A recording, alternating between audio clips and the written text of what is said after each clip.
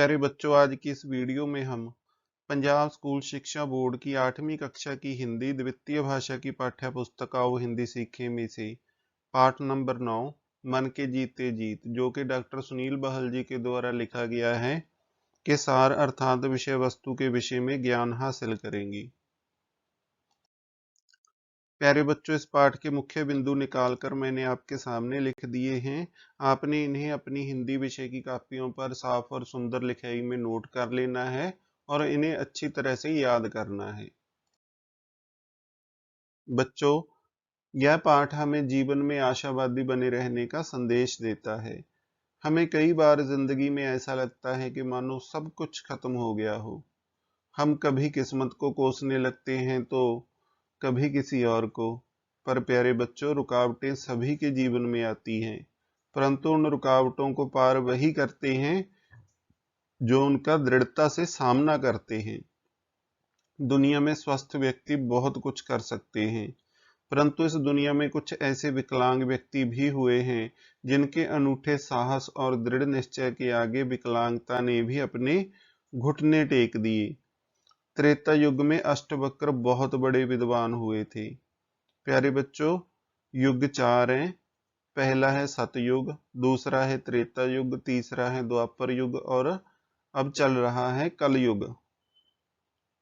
जो अष्टवक्र हैं वो 8 जगह से टेढ़े थे, इसीलिए उनका नाम अष्टवक्र पड़ा। प्यारे बच्चों, एक बार क्या होता है कि उनके टेढ़े मेढ़े शरीर के कारण राजा जनक के दरबार में जब सभी हंसने लगते हैं तो अष्टवक्र अपने तर्कों के कारण सभी को शर्मिंदा करते हैं और इस कारण सभी उनके आगे नतमस्तक होते हैं। अष्टवक्र कहते हैं कि गन्ने के टेढ़े मेढ़े होने से उसकी मिठास कम नहीं होती, फूल की पंखुड़ी टेढ़े होने से उसकी खुशबू कम नहीं होती और नदी की धारा के टेढ़े मेढ़े होने से उसका जो पानी है वो गंदा नहीं होता। भक्ति काल के सूरदास, जो कि 16वीं शताब्दी में हुए थे, ने अपने आराध्य श्री कृष्ण की बाल लीलाओं का वर्णन बड़े ही सजीव ढंग से किया है। हिंदी साहित्य के अनमोल रत्न मलिक मोहम्मद जैसी भी एक आंख और कान से रहत थे। उनका जन्म 1477 ईस्वी को हुआ था और उनकी मृत्यु 1542 ईस्वी को हुई मानी जाती है।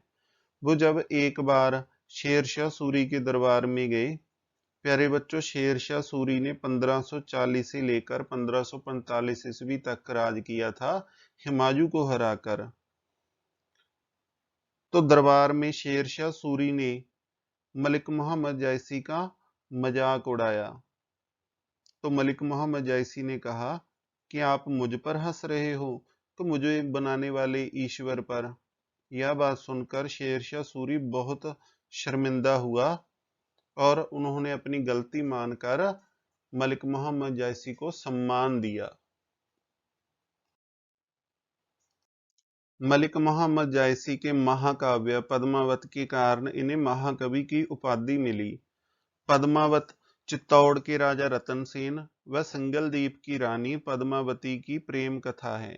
यह 57 खंडों में विभाजित अवधी भाषा में प्रबंध काव्य है।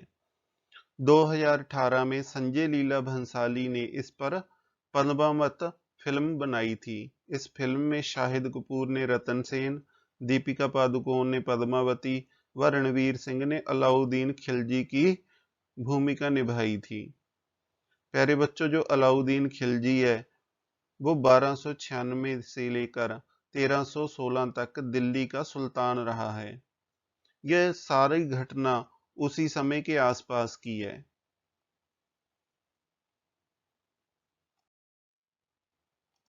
भारतीय सिनेमा के प्रसिद्ध संगीतकार रविंद्र जैन को नामात्र ही दिखाई देता था। उन्होंने कई फिल्मों व रामानंद सागर के द्वारा प्रसारित लोकप्रिय धारावाहिक रामायण में कर्णप्रिय संगीत दिया था। इसके अलावा उनके द्वारा अलिफ लैला, जय हनुमान और श्री कृष्ण धारावाहिकों में भी बहुत अच्छा संगीत दिया गया था। रविंद्र जैन 9 अक्टूबर 2015 को हमें छोड़कर जा चुके हैं, अर्थात उनका निधन हो चुका है। उनका जन्म 1944 में अलीगढ़ में हुआ था। थॉमस एल्वा एडिसन, जिन्होंने 1000 से अधिक आविष्कार किए थे, जैसे microphone, phonograph, carbon telephone, transmitter आदि। उनकी सुनने की शक्ति लगभग खो चुकी थी। उनका जन्म, प्यारे बच्चों, यूएस में 1847 को हुआ था और उनकी मृत्यु 1931 में हुई थी, न्यू जर्सी, यूएस में। लुई ब्रेल, जिनका जन्म 1809 ईस्वी में फ्रांस में हुआ था, वह 3 वर्ष की आयु में ही नेत्रहीन हो गए थे। उन्होंने नेत्रहीनों के पढ़ने के लिए ब्रेल लिपि बनाई, जो कि कागज पर उभरे चिन्ह थे। यह पूरी दुनिया में अब भी प्रयोग में है, चाहे उनकी मृत्यु 1852 में हो चुकी थी। प्रसिद्ध समाज सेवी बाबा आमटे, जिनका पूरा नाम मुरलीधर देवीदास आमटे था, वह भयंकर असिद्ध विकलांगता के शिकार होने के बावजूद भी पूरी उम्र कुष्ठ रोगियों व समाज से परित्यक्त लोगों की सेवा करते रहे। उनकी प्रेरणा से महाराष्ट्र के बड़ौरा के निकट आनंदवन आश्रम के कुष्ठ रोगियों ने भीख मांगना छोड़कर मेहनत की कमाई कर जीवन बसर किया। भारत सरकार ने बाबा आमटे को 1971 में पद्मश्री व 1986 में पद्म भूषण देकर सम्मानित किया।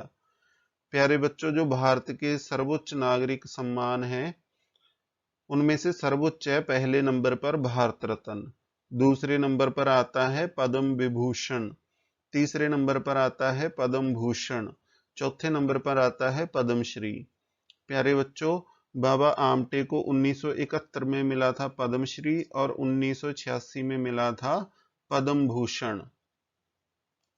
भारतीय स्पिनर चंद्रशेखर, जिन्होंने 21 जनवरी 1964 को इंग्लैंड के खिलाफ टेस्ट में डेब्यू किया था और 1979 को ही इंग्लैंड के खिलाफ अपना अंतिम टेस्ट मैच भी खेला था। उन्होंने 58 टेस्ट मैच खेलकर 7199 रन देकर 242 विकेट लिए थे, जबकि उनका एक हाथ पोलियोग्रस्त था। भारत सरकार के द्वारा उन्हें अर्जुन पुरस्कार 1972 में प्रदान किया गया। राणा सांगा, जिनका पूरा नाम राणा संग्राम सिंह सिसोदिया था, उन्होंने मेवाड़, जो कि राजस्थान में है, पर 1508 से लेकर 1528 तक राज किया था। उनके नाम से दुश्मन थर थर कांपते थे। उन्होंने इब्राहिम लोदी, जो कि 1517 से लेकर 1526 तक दिल्ली का सुल्तान था, तथा अनेकों दुश्मनों के दांत खट्टे किए थे। उन्होंने बचपन में एक आंख और बाद के युद्धों में एक हाथ और पैर खो दिया था। महाराजा रणजीत सिंह, जिनको शेरे पंजाब कहा जाता है, उन्होंने भी बचपन में चेचक के कारण अपनी एक आंख खो दी थी। वह शुक्र चकिया मिसल से संबंधित थे। महाराजा रणजीत सिंह का जन्म 1780 ईस्वी में हुआ था और उनकी मृत्यु 1839 ईस्वी में हुई थी। महाराजा रणजीत सिंह ने 19 वर्ष की आयु में लाहौर पर, फिर धीरे धीरे जम्मू कश्मीर, अमृतसर, मुल्तान, पेशावर आदि जीतकर स्वतंत्र सिख साम्राज्य की नींव रखी। प्यारे बच्चों, इस पाठ से हमें शिक्षा मिलती है कि यदि हमारे मन में कुछ कर गुजरने की तमन्ना और जज्बा हो तो सभी मुश्किलें आखिरकार दूर हो ही जाती हैं। जिन महान व्यक्तियों की चर्चा आज हमने की है, यदि वह अपने जीवन की मुश्किलों से हार मान लेते तो आज कोई उनका जिक्र तक न करता। तो बच्चों, आपने अपनी दृढ़ निश्चय, आत्मविश्वास, चित्त की एकाग्रता व अपनी शक्तियों को केंद्रित कर अपनी मंजिल की ओर बढ़ना है, क्योंकि बच्चों, भाग्य संवरता नहीं, संवारना पड़ता है। ईश्वर भी उन्हीं की सहायता करते हैं जो अपनी सहायता आप करते हैं।